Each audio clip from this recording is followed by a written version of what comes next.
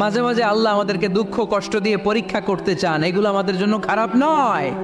এই দুঃখ কষ্ট বিপদ আমাদের কোমরকে সোজা করে, আমাদের পায়ের মাটিকে শক্ত করে, চিল্লায় বলেন ঠিক কিনা? প্রতিকূল পরিবেশে কিভাবে বাঁচতে হয় এই দুঃখ কষ্ট আমাদেরকে শিখায়। এজন্য মুমিন বান্দার বৈশিষ্ট্য হচ্ছে দুঃখ কষ্ট বেদনা জ্বালা এগুলোতে সে আপসেট হয় না, সে হাল ছেড়ে দেয় না, সে ভরসা রাখে একজনের উপর, চিল্লায় বলতে হবে তিনি কে? কারণ মুমিন জানে রাত্রি যত গভীর হয় অন্ধকার তমানিসা ভেদ করে সুবহে সাদিক হয়। মুমিন জানে গর্ভবতী নারীর পেটের ব্যথা যেই দিন বাড়তে থাকে ওই দিনই নতুন মেহমান আগমনের সময় ঘনাতে থাকে। মুমিন জানে তার জীবনে দুঃখ কষ্ট বিপদ যত বাড়তে থাকে সুখের দিন কাছে আসতে থাকে।